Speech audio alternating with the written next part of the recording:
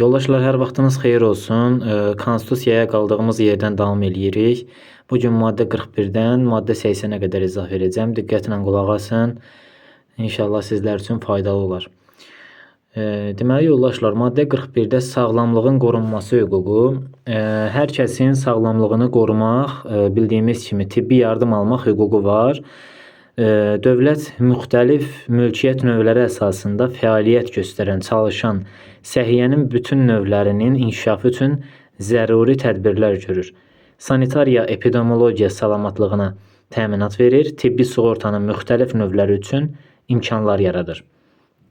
Yoldaşlar, burada çaşdırmaq üçün sizə deyə bilər ki, tibbi sığortanın fərqli növləri üçün imkanlar yaradır və yaxud zəruri sözün əvəzinə deyər ki, səhiyyənin bütün növlərinin inkişafı üçün məcburi tədbirlər görür və s.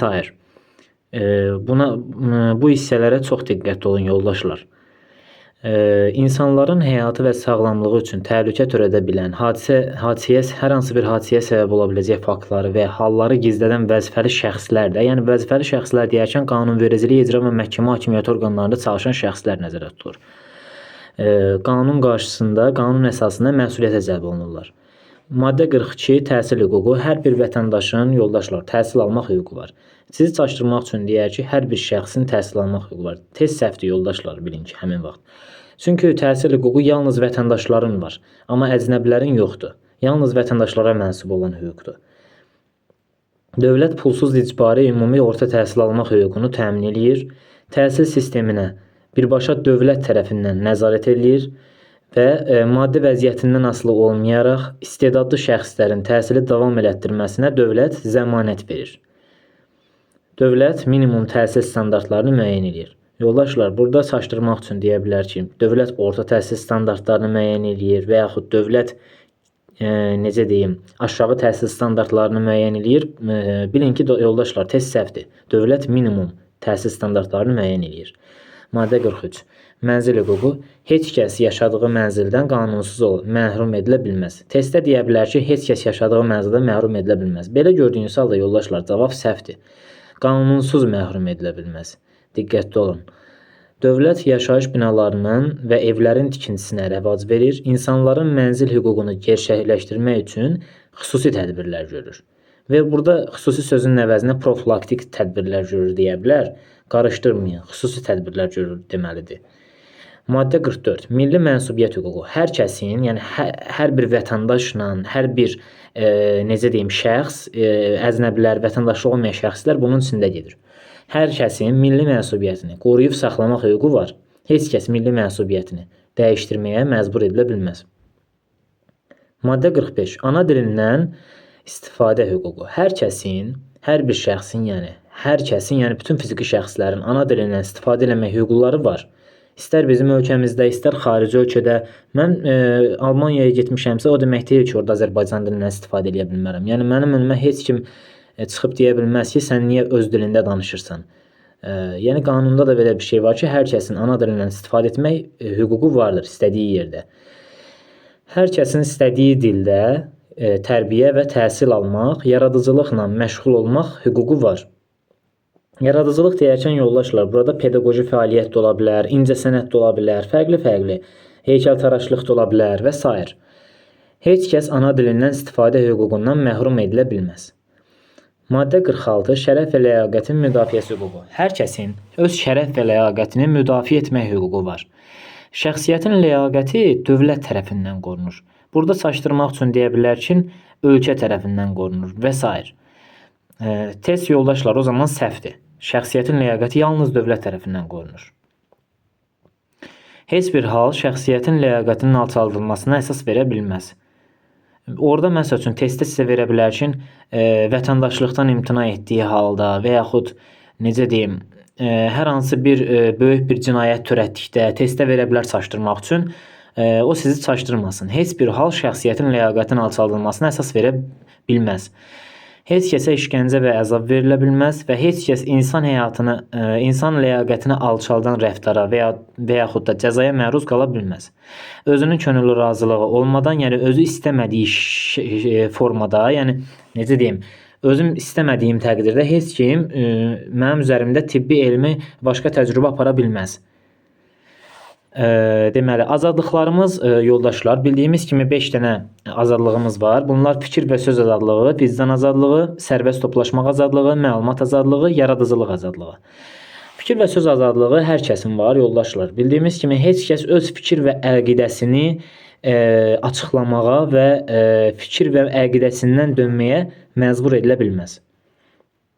İrqi, milli, dini, sosial və digər hər hansı bir meyara əsaslanan ədavət və düşmənçilik prinsipi oyadan təşviqata və təbliğata yol verilmir. Maddə 48 vicdan azadlığı. Hər kəsin vicdan azadlığı vardır. Hər kəsin dinə münasibətini müstəqil şəkildə sərbəst müəyyənləşdirmək, hər hansı bir dinə, xristian, buddizm və yaxud hər hansı bir dinə, yəni tək başına və ya başqaları ilə birlikdə kollektiv şəkildə etiqad eləmək, yəni necə deyim, o dinə sitayiş eləmək də, belə deyək. Yaxud heç bir dinə etiqad etməmək, yəni sitayiş eləməmək, dinə münasibəti ilə bağlı əqidəsini ifadə etmək və yaymaq hüququ var. Dini mərasimlərin yerinə yetirilməsi ictimai qaydanı pozmursa və ya ictimai əxlaqa zidd deyildirsə sərbəstdir. Məsəl üçün, Hacı Ramil xütbə eləyir də, məsəl üçün, YouTube-da da görmüş olarsınız, dini mərasimlər təşkil eləyir. Əgər onun keçirdiyi dini mərasim ictimai qaydanı pozarsa, onda onun fəaliyyəti dayandırılmış olar qanunla. Amma yəni onun ictimai əxlaqa zidd olmadığını gördüyümüz üçün ona görə də orada qanuna zidd heç bir şey yoxdur. Ona görə də belə bir dini mərasimin yerinə yetirilməsi ictimai qaydanı pozmur. Belə olduğu halda sərbəstdir. Dini etiqad və əqidə hüquq pozuntusuna bəraət qazandırmır. Heç kəs öz dini etiqadını və əqidəsini ifadə eləməyə, yəni kiməsə bildirməyə, nümayiş etdirməyə, dini mərasimləri yerinə yetirməyə və yaxud dini mərasimlərdə iştirak eləməyə zorla məcbur edilə bilməz. Maddə 49 sərbəst toplaşmaq azadlığı. Yoldaşlar, hər kəsin, bütün yəni fiziki şəxslərin başqaları ilə birlikdə sərbəst toplaşmaq azadlığı vardır. İstər xaricdən gəlmələr olsun, istər öz soydaşlarımız olsun, xaricdəki yaşayan soydaşlarımız, vətəndaşlarımız olsun, fərqi yoxdur. Hər kəsin başqaları ilə birlikdə sərbəst toplaşmaq azadlığı var. Hər kəsin başqaları ilə birlikdə müvafiq dövlət orqanlarını qabaqcadan xəbərdar etməklə. Burada yoldaşlar, çaşdırmaq üçün deyə bilər ki, müvafiq icra hakimiyyəti orqanlarını desə tez səhvdir yoldaşlar. Müvafiq dövlət orqanlarını qabaqcadan, yəni bəzi dövlət orqanlarını qabaqcadan xəbərdar etməklə, məsələn, icra hakimiyyətini və s. xəbərdar etməklə ictimai qaydanı və ictimai əxlaqı pozmamaq şərti ilə, yəni onlara əməl eləmək şərti ilə dinc silahsız yığışmaq, yığıncaqlar, mitinqlər, nümayişlər, küçə yürüşləri keçirmək və piketlər düzəltmək hüququ var.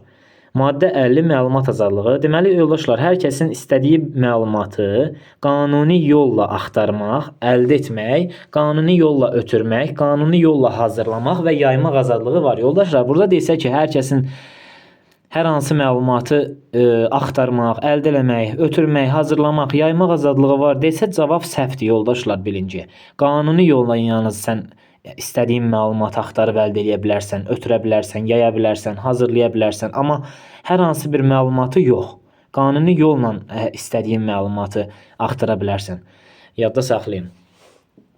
Kütləvi informasiyanın azadlığına təminat verilir. Kütləvi informasiya vasitələrində, yəni sosial şəbəkələrdə, o cümlədən mətbuatda dövlət senzurası qadağandır. Hər kəsin kütləvi informasiya vasitələrində dərc olunan, bildirilən və onun hüquqlarını pozan və yaxud mənafelərinə xələl gətirən məlumatı təkzib eləmək və ona cavab vermək hüququna təminat verilir. Demək, yoldaşlar, yaradıcılıq azadlığında hər kəsin yaradıcılıq azadlığı var. Dövlət ədəbi bədii, elmi texniki və başqa yaradıcılıq növlərinin azad həyata keçirilməsinə təminat verir. Azad şəkildə həyata keçirilməsinə təminat verir. Yəni, desək ki, məsəl üçün, başqa yaradıcılıq növlərinin, elmi texniki, ədəbi bədii yaradıcılıq növlərinin həyata keçirilməsinə təminat verir dövlət. Bu zaman cavab səhvdir, yoldaşlar. Azad həyata keçirilməsinə dövlət təminat verir.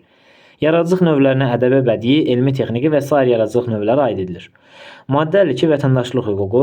Deməli, yoldaşlar, vətəndaşlıq hüququnda Azərbaycan dövlətinə mənsub olan, yəni aid olan və onunla siyasi hüquqi bağlılığı olan Həmçinin də habelə də qarşılıqlı hüquq və vəzifələri olan şəxs Azərbaycan Respublikasının vətəndaşıdır. Azərbaycan Respublikasının ərazisində və yaxud Azərbaycan Respublikasının vətəndaşlarından doğulmuş şəxs Azərbaycan Respublikasının vətəndaşı sayılır. Valideynlərindən biri Azərbaycan Respublikasının vətəndaşı olan şəxs Azərbaycan Respublikasının vətəndaşı sayılır. Deməli yoldaşlar, maddə 53-də vətəndaş hüququnun, vətəndaşlıq hüququnun təminatı, deməli bildiyimiz kimi vətəndaş Azərbaycan Respublikasının vətəndaşı vətəndaşlıqdan məhrum oluna bilməz. Bu cür görsəz testdə yoldaşlar cavab səhvdir. Vətəndaş vətəndaşlığından qanunla müəyyən olunmuş itirilmə halları istisna olmaqla məhrum edilə bilməz. Yəni testdə bunu görsəz bilin ki düzdür. Amma görsəz ki Azərbaycan Respublikası vətəndaşı vətəndaşlıqdan heç vaxt məhrum edilə bilməz, məhrum edilmir, məhrum edilə bilməz. Bunu kimi ifadələri görsəz bilin ki test səhvdir yoldaşlar. Vətəndaş yalnız vətəndaşlıqdan qanunla müəyyən edilmiş itirilmə halları istisna olmaqla məhrum edilə bilməz. Yəni qanunla müəyyən olmuş itirilmə halları zamanı vətəndaş vətəndaşlığından məhrum edilə bilər. Bu onu ehtiva eləyir bizə. Azərbaycan Respublikası vətəndaşı heç bir halda üzr istəyirəm, Azərbaycan Respublikasından qovula bilməz və yaxud da xarici dövlətə verilə bilməz. Azərbaycan Respublikası onun ərazisindən kənarda müvəqqəti və daimi yaşayan Azərbaycan Respublikası vətəndaşlarının, qısaca olaraq desək, vətəndaşlarının hüquqi müdafiəsinə təminat verir və onlara hamilik edir. Yəni onların hüquqlarını necə deyim, möhkəmləndirməsinə yardımçı olur, belə deyək də, hüquqlarından istifadə etməsinə köməkdarlıq eləyir. Bu o deməkdir. Maddə 54 yoldaşlar, cəmiyyətin və dövlətin siyasi həyatında iştirak hüququ. Deməli bildiyimiz kimi vətəndaşlarımızın cəmiyyətin və dövlətin siyasi həyatda maneəsiz iştirak eləmək hüququ var, maneəsiz şəkildə iştirak eləmək hüququ var. Dövlətə qarşı qiyama və yaxud da dövlət çevrilişinə müstəqil müqavimət göstərmək, qarşı durmaq, belə deyim də, qarşı durmaq Azərbaycan Respublikasının hər bir vətəndaşının hüququdur yoldaşlar. Bunu çox vaxtı qarışdırırlar borcudur sözündən. Yoldaşlar yadınızda saxlayın ki, borc öhdəlik kimi qələmə alınır. Hüquq isə ondan sən istifadə eləyə də bilərsən, istifadə etməyə də bilərsən. Yəni dövlət çevrilişinə mən müstəqil müqavimət göstərməyə də bilərəm, göstərə də bilərəm. Bu mənim şəxsi bir fikrimdir. Buna heç kim qanuna zidd olaraq baxa bilməz. Çünki mənim hüququmdur. Əgər qanunda bu borc olaraq, öhdəliyim də olaraq qeyd olunardısa, bu zaman mən bəzi qanunla müəyyən olmuş məsuliyyətə cəlb oluna bilərdim. Dövlət çevrilişinə müstəqil müqavimət göstərməsəydim. Aydınmı yoldaşlar? Deməli yoldaşlar, dövlətin idarə olunmasında iştirak etmək hüququ Azərbaycan Respublikası vətəndaşlarının dövlətin idarə olunmasında iştirak eləmək hüququ var. Yalnız vətəndaşların. Burada desə ki, fiziki şəxslərin, hər bir kəsin, hər bir şəxsin desə cavab səhvdir yoldaşlar. Bilin ki, və yaxud hamının desə cavab səhvdir. Azərbaycan Respublikası vətəndaşlarının dövlətin idarə olunmasında iştirak eləmək hüququ vardır. Bu hüququ da bilavasitə və nümayəndələri vasitəsilə onlar həyata keçirə bilirlər. Vətəndaşlar dövlət orqanında qulluq etmə imkanına malikdir. Yəni dövlət qulluğunda işləməyə malikdir. Dövlət orqanlarının vəzifəli şəxsləri ARın vətəndaşları sırasından təyin olunur. Əcnəbilər və vətəndaşlığı olmayan şəxslər yoldaşlar testdə görsəz ki, dövlət qulluğuna qəbul edilə bilərlər deyir. Cavab səhvdir. Qanunla müəyyənləşdirilmiş qaydada onlar bizim ölkədə dövlət qulluğuna qəbul edilə bilərlər. Amma qanunla müəyyənləşdirilmiş qaydada. Qanunla müəyyən olunmamış hallarda isə qəbul edilə bilməzlər yoldaşlar. Yadda saxlayın. Seçki hüququ. Vətəndaşların, Azərbaycan Respublikası vətəndaşlarının dövlət orqanlarına seçmək, həm də seçilmək, habelə referendumda iştirak eləmək, yəni ümumxalq səs verməsində iştirak eləmək hüququ var. Amma əcnəbilərin yoxdur. Məhkəmənin qərarı ilə fəaliyyət qabiliyyətsizliyi, yəni hər hansı bir qüsuru olmuş şəxsin, yəni təsdiq olunmuş şəxslərin seçkilərdə və ya referendumda iştirak eləmək hüququ yoxdur. Seçilmək hüququ qanunla məhdudlaşdırıla bilər. Deməli, hərbi qulluqçuların, hakimlərin, dövlət məmurlarının, din xadimlərinin, konstitusiyada və qanunda nəzərdə tutulan digər şəxslərin, məhkəmənin qanuni qüvvəyə minmiş hökmü ilə azadlıqdan məhrum edilmiş şəxslərin, yəni tutulan həbsə alınan şəxslərin seçilmək hüququ qanunla məhdudlaşdırıla bilər yoldaşlar. Yadınızda saxlayın. Burada çox vaxt hakimlərin sözünü həkimlərindən əvəz eləyir. Bu sizi çaşdırmasın. Yalnız hakimlərin, hərbi qulluqçuların, məmurların, din xadimlərinin məhkəmənin qanuni qüvvəyə minmiş hökmü ilə azadlıqdan məhrum etmə yerlərində cəza çəkən və yaxud azadlıqdan məhrum edilmiş şəxslərin və konstitusiya qanunlarda başqa hallarda konstitusiya və qanunda nəzərdə tutulan digər şəxslərin seçilmə hüququ qanunla məhdudlaşdırıla bilər, amma həkimlərin və yaxud da digər şəxslərin yox. Müraciət etmək hüququ, deməli, Azərbaycan Respublikası dövlət orqanlarına şəxsən müraciət etmək, Azərbaycan Respublikası vətəndaşlarının dövlət orqanlarına şəxsən müraciət etmək hüququ var, yoldaşlar. Habelə fərdi və kollektiv yazılı müraciətlər göndərmək hüququ var. Bildiyimiz kimi, vətəndaşların müraciəti haqqında qanuna əsasən müraciət növü deməli, həm yazılı şəkildə ola bilir, həm də şifahi şəkildə ola bilir. Qanunla müəyyən olunmuş hallarda, bəzi hallarda şifahi şəkildə vətəndaş müraciəti cavablandırılır. Amma müstəsna hallarda vətəndaş müraciətlərinə yazılı şəkildə cavab verilir. Müəyyən iş günü çərçivəsində. Deməli, yoldaşlar, hərbi qulluqçular bu hüquqdan yalnız fərdi qaydada, yəni şəxsi qaydada istifadə edə bilərlər. Yəni kollektiv şəkildə hərbi qulluqçular bu hüquqdan istifadə edə bilməzlər, yoldaşlar. Bunu bu cür anlayın. Hər bir müraciətə qanunla müəyyən olunmuş qaydada və müddətlərdə yazılı cavab verilməlidir.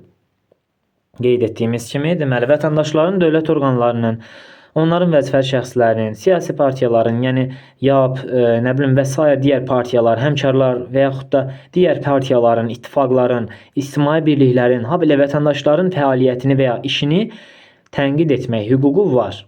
Tənqidə görə təqib qadağandır. Yəni tənqidi davamlı olaraq eləmək qadağandır.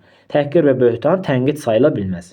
Yəni təhqir və böhtan tənqid sayıla bilməz. Yəni tənqid və nəinki tənqidə görə təqib olmaz, həmçinin təhqir və böhtan da olmaz.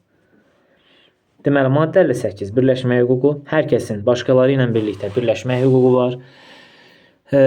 Hər kəs istənilən birlik və həmçinin də siyasi partiya, həmkarlar ittifaqı, digər ictimai birlik yaratmaq və yaxud da mövcud olan çoxdan yaranmış birliyə daxil olmaq hüququna malikdir. Bütün birliklərin sərbəst fəaliyyətinə təminat verilir. Heç kəs hər hansı bir birliyə daxil olmağa, onun üzvlüyündə qalmağa məcbur oluna bilməz. Yəni, istəsən qala da bilərsən, qalmaya da bilərsən.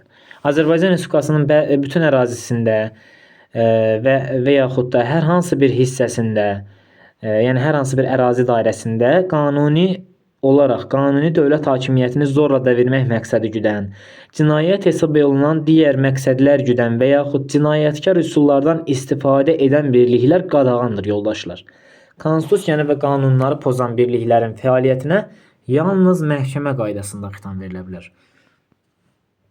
Burada sizi çaşdırmaq üçün inzibati qaydada və yaxud da inzibati və məhkəmə qaydasında xitam verilə bilər və s. kimi ifadələr yaza bilər. Yəni, bilin ki, yalnız məhkəmə qaydasında konstitusiya və qanunu pozan birliklərin fəaliyyətinə xitam verilə bilər. Yalnız məhkəmə qaydasında bu mümkün. Yəni, başqa cür mümkün deyil. Yalnız sözünü gördünüzsə, yəni bilin ki, sırf o müddəaya aiddir. Yəni, başqa cür ola bilməz. Maddə 59. Azad sahibkarlıq hüququ. Hər kəs öz imkanlarından, qabiliyyətindən və əmlakından sərbəst şəkildə istifadə edərək tək başına və ya başqaları ilə birlikdə kollektiv şəkildə azad sahibkarlıq fəaliyyəti və ya qanunla qadağan olunmayan, yəni qanuna zidd olmayan, qanunla müəyyən olunmuş digər iqtisadi fəaliyyət növünə məşğul ola bilər. Qanunla qadağan edilməmiş deyərkən, yoldaşlar, qanunla qadağan edilməyən fikri elə qanunla müəyyən olunmuş fikrinə bərabər sayılır, yoldaşlar. Yəni, birdən çaşdırmaq üçün sizi yazar ki, hər kəs öz imkanlarından istifadə etməklə tək başına və ya başqaları ilə birlikdə azad sahibkarlıq fəaliyyəti və ya qanunla müəyyən olunmuş digər iqtisadi fəaliyyət növünə məşğul ola bilər deyər, siz onu səhv olaraq götürərsiniz. Cavab o zaman elə siz səhv eləmiş olarsınız, yoldaşlar. Çünki qanunla qadağan edilməmiş ifadəsi zaten qanunla müəyyən olunmuş fikrinə bərabər sayılır. Dövlət sahibkarlıq sahəsində yalnız dövlət maraqlarının, insan həyatının, sağlamlığının müdafiəsi ilə bağlı tənzimləməni həyata keçirir. Deməli, yoldaşlar, hüquq və azadlıqların inzibati və məhkəmə təminatı, deməli, hər kəsin hüquq və azadlıqlarının inzibati qaydada və məhkəmədə müdafiəsinə təminat verilir. Deməli, Hər kəsin hüququ var ki, onun işinə qərəzsiz yanaşılsın və həmin işə inzibati icraat və məhkəmə prosesində ağlabatan müddətdə baxılsın. Hər kəsin inzibati icraat və məhkəmə prosesində dinlənilmə hüququ var. Hər kəs dövlət orqanlarının, siyasi partiyaların, hüquqi şəxslərin, bələdiyyələrin və vəzifəli şəxslərin hərəkətlərindən və hərəkətsizliyindən inzibati qaydada və məhkəməyə şikayət edə bilər. Deməli, yoldaşlar, hüquqi yardım almaq hüququ, hər kəsin yüksək keyfiyyətli hüquqi yardım almaq hüququ var. Qanun nəzərdə tutmuş hallarda hüquqi yardım ödənişsiz dövlət hesabına göstərilir. Bu çox vaxt testdə qarışdırılır, yoldaşlar. Yazılır ki, hüquqi yardım ödənişsiz olur. Bu fikir səhvdir. Qanun nəzərdə tutmuş hallarda hüquqi yardım ödənişsizdir və dövlət hesabına göstərilir. Hər bir şəxsin səlahiyyəti dövlət orqanı tərəfindən tutulduğu zaman, həbsə alındığı zaman və cinayət törədilməsində ittiham olunduğu andan, gündən yoxa, andan müdafiəçinin köməyindən istifadə etmək hüququ var. Maddə 62-də yoldaşlar, məhkəmə aidiyyətinin dəyişdirilməsinin yol verilməməsi maddəsində deyilir ki, hər kəsin onun işinə qanunla müəyyən olmuş məhkəmədə baxılması hüququ var. Yəni, mənim qanunla müəyyən olunub ki, işimə Yevlax rayon məhkəməsində baxılacaq, deməli, orada baxıla bilər. Başqa məhkəməyə mənim şəxsi razılığım olmadan kimin başqa məhkəmədə baxılmasına yol verilmir. Yəni, desələr ki, təzədən Şəki Apellyasiya Məhkəməsində Quluzadə Pərvinin işinə baxılsın, bu artıq qanuna ziddir. Çünki mənim şəxsi razılığım yoxdur. Deməli, yoldaşlar, təqsirsizlik prezumpsiyasında ümumiyyətlə prezumpsiya deyərkən hüquqi akt, hüquqi sənəd nəzərdə tutulur, yoldaşlar. Hər kəsin təqsirsizlik hüququ, daha doğrusu prezumpsiyası hüququ var. Cinayətin törədilməsində təqsirləndirilən hər bir şəxs, onun təqsiri qanunla nəzərdə tutulan qaydada sübuta yetirilməyibsə, yəni qanunla sübut olunmayıbsa ki, mən cinayət törətmişəm yoxsa yox, və yaxud bu barədə də məhkəmənin hökmü yoxdursa, yəni qanuni qüvvəyə minmiş hökmü yoxdursa, təqsirsiz sayılır. Şəxsin təqsirli olunmasına, yəni təqsirli olduğuna dair əsaslı şübhələr varsa, onun təqsirli bilinməsinə yol verilmir. Cinayət törədilməsində təqsirləndirilən, günahlandırılan şəxs özünün təqsirsizliyini sübuta yetirməyə borclu deyildir. Yəni, necə deyim, heç kəsin özünün günahkar olmadığını sübuta yetirmək onun borcu sayılmır. Deməli, ədalət mühakiməsi həyata keçirilərkən qanunu pozmaqla əldə olunmuş, yəni qanuna zid üsullarla əldə olunmuş sübutlardan istifadə oluna bilməz. Məhkəmənin hökmü olmasa ümumiyyətlə heç kimsə cinayətdə təqsirli sayıla bilməz. Yadda saxlayın, yoldaşlar. Bir cinayətə görə təkrar məhkum etmək hüququ, deməli, yoldaşlar, heç kəs bir cinayətə görə təkrarən məhkum edilə bilməz.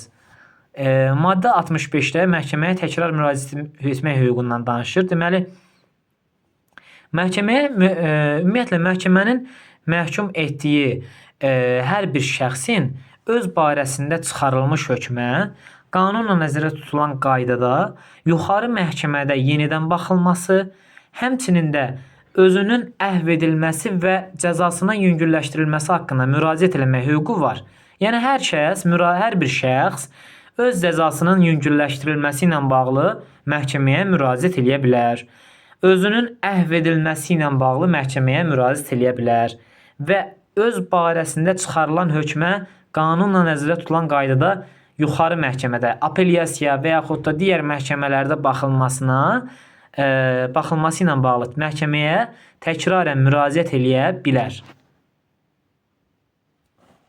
Deməli, yoldaşlar,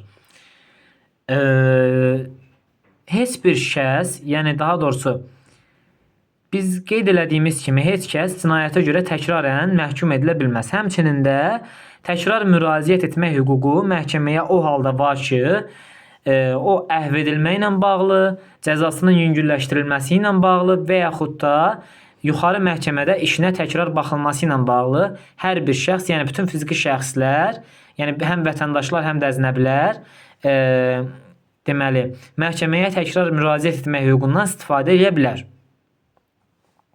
Maddə 66-da qohumların əleyhinə ifadə etməyə, ifadə verməyə məcbur etmək yol verilməməsi maddəsidir. Yəni burada heç kəs özünə, yoldaşına, ümumiyyətlə övladlarına, valideynlərinə, qardaşına, bacısına, ailə üzvlərinə qarşı ifadə etməyə, ifadə verməyə məcbur edilə bilməz heç cürə. Əleyhinə ifadə verilməsi məcburi olmayan qohumların tam siyahısı qanunla müəyyən olunur. Maddə 67-də yoldaşlar, deməli, tutulan həbsə alınan və cinayət törədilməsi təqsirləndirilən şəxslərin bir sıra hüquqları, deməli, səlahiyyətli dövlət orqanlarının tutduğu, həbsə aldığı, cinayət törədilməsinə təqsirləndirildiyi hər bir şəxsə dərhal onun hüquqları bildirilir.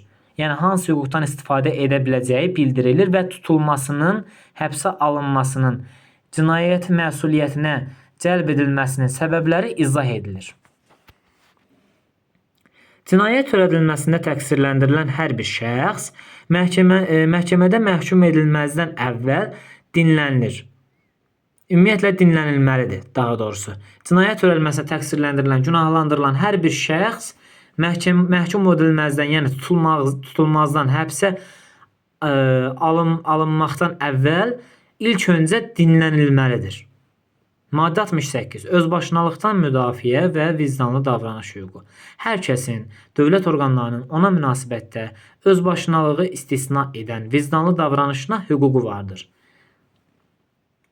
Yəni, hər hansı bir dövlət orqanının işçisi, hər hansı bir vətəndaşın hüququnu pozarsa, onun müraciətinə anında cavab vermərsə, hüquqlarını tapdalamış olarsa, ona qarşı, necə deyim, belə deyim də, hər hansı bir qanuna zidd bir hərəkət eləyərsə və yaxud da qanunu pozmaqla ondan hər hansı bir əlavə bir gəlir götürməyə çalışarsa, o zaman bu onun, necə deyim, ona qarşı özbaşınalıq etməsi sayılır. Və hər kəsin də hüququ var ki, dövlət orqanlarının işçilərinin və rəhbərlərinin onlara münasibətdə özbaşınalığı istisna edən, yəni özbaşınalığa zidd olan vicdanlı davranışına hüququ vardır.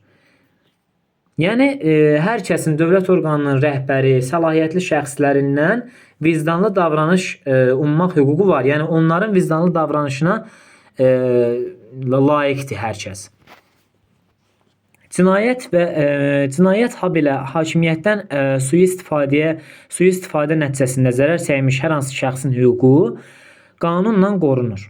Zərər çəkmiş şəxsin ədalət mühakiməsinin həyata keçirilməsində iştirak etmək və ona vurulmuş zərərin ödənilməsini tələb eləmək hüququ var.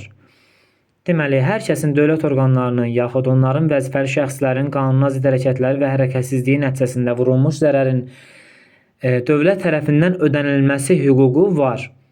Dövlət qulluqçuları ilə birlikdə dövlət qulluqçularının qanuna zidd hərəkətləri və hərəkətsizliyi nəticəsində insan hüquq və azadlıqlarına dəymiş ziyana görə, onların təminatının pozulmasına görə mülki məsuliyyət daşıyır. Həmçinin bələdiyyə və bələdiyyə qulluqçuları da bu məsələlərdə mülki məsuliyyət daşıyır. Yadda saxlayın. Maddə 69. Əznəbilərin vətəndaşlığı olmayan şəxslərin hüquqları. Əznəbilər və vətəndaşlığı olmayan şəxslər Azərbaycan Respublikasında olduğu təqdirdə, yəni olarkən qanunla və ya Azərbaycan Respublikasının tərəfdar çıxdığı beynəlxalq müqavilə ilə başqa hal nəzərdə tutulmayıbsa, Azərbaycan Respublikasının vətəndaşları ilə bərabər bütün hüquqlardan istifadə edə bilər və bütün vəzifələri yerinə yetirməlidirlər. Ümumiyyətlə, Respublikamızın ərazisində daimi yaşayan və ya müvəqqəti qalan əznəbilərin və ya Azərbaycan Respublikasının qanunlarına uyğun olaraq məhdudlaşdırıla bilər. Deməli, yalnız və yalnız vətəndaşlığı olmayan şəxslərin hüquq və azadlıqları beynəlxalq hüquq normalarına və Respublikamızın qanunlarına uyğun olaraq məhdudlaşdırıla bilər. Yəni, başqa hallarda məhdudlaşdırıla bilməz. Yalnız bu hallarda məhdudlaşdırıla bilər. Siyasi sığınacaq hüququ hamılıqla qəbul edilmiş beynəlxalq hüquq normalarına uyğun olaraq Azərbaycan Respublikası əcnəbilərə, vətəndaşlığı olmayan şəxslərə siyasi sığınacaq verir. Amma siyasi sığınacaq verilməsi məsələsini həll eləyir prezident. Amma verir kim? Azərbaycan Respublikası. Yəni həll eləyir kim? Prezident.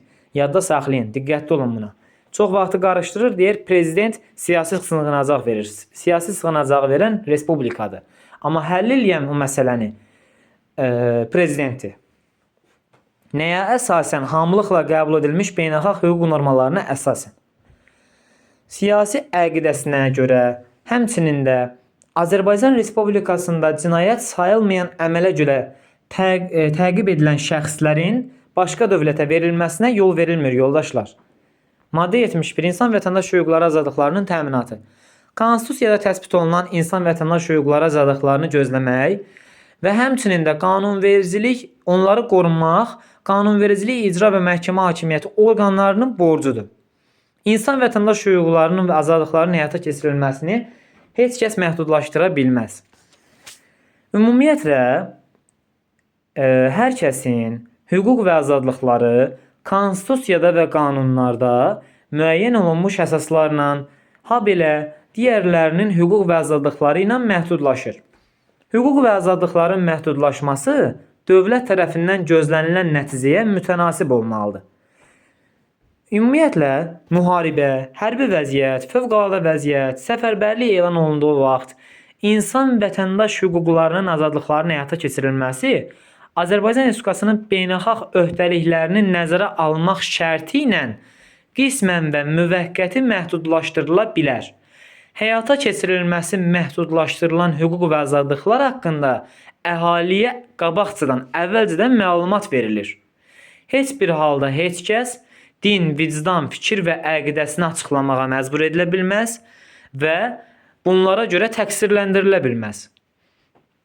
Bu konstitusiyanın, yəni konstitusiyanın heç bir müddəası, yəni heç bir maddəsi insan vətəndaş hüquqlarının, azadlıqlarının ləğvinə yönəlmiş müddəa kimi təfsir edilə bilməz. Azərbaycan Respublikası ərazisində insan vətəndaş hüquqları və azadlıqları birbaşa qüvvədədir, yoldaşlar. Yadda saxlayın. İnsan vətəndaş hüquqları azadlıqlarının pozulması ilə əlaqədar münasibətləri kimlər həll eləyir? Daha doğrusu nə həll eləyir? Hansı qurum həll eləyir? Məhkəmələr həll eləyir, yoldaşlar. Deməli, dövlət orqanları yalnız bu konstitusiya əsasında qanunla müəyyən olmuş qaydada və hüdudlarda fəaliyyət göstərə bilərlər. Heç kəs, daha doğrusu hər kəs qanunla qadağan olunmayan hərəkətlər eləyə bilər, amma həmçinin də heç kəs qanunla nəzərdə tutulmayan hərəkətləri etməyə məcbur edilə bilməz. Hüquq pozuntusu törədildikdən sonra, yəni hüquq pozuntusu baş verdikdən sonra yeni qanunla bu cür hərəkətlərə görə məsuliyyət aradan qaldırılıbsa və ya yüngülləşdirilibsə, yeni qanun tətbiq edilir. Amma əks halda yeni qanun tətbiq olunmaya bilər. Deməli, yoldaşlar, maddə 72 vətəndaşların vəzifələrinin əsası dövlət və cəmiyyət qarşısında hər bir şəxs onun hüquq və azadlıqlarından bilavasitə irəli gələn vəzifələr daşıyır.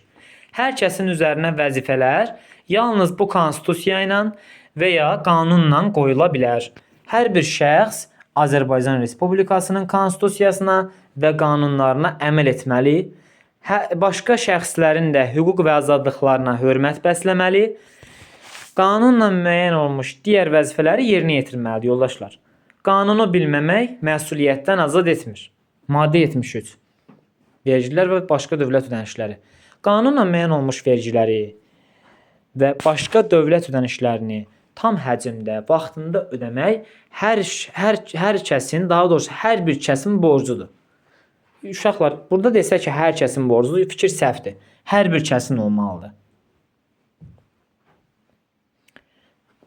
Heç kəs qanunla nəzərdə tutulmuş əsaslar olmadan və qanunda göstərilmiş həcmdən əlavə vergilər və başqa dövlət ödənişləri ödəməyə məcbur edilə bilməz.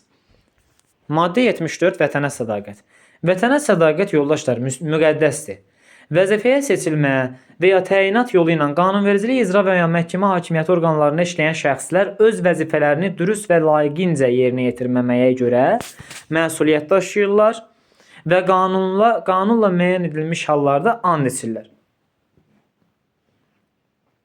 Əgər bu şəxslər dövlət çevrilişində ittiham edilibsə, dövlətə qarşı cinayətdə, dövlətə qarşı qiyamda, dövlət çevrilişində ittiham olunubsa, bu ittiham əsasında məhkum olunubsa, həmin vəzifədən getmiş sayılırlar və bir daha bu vəzifəni tuta bilməzlər.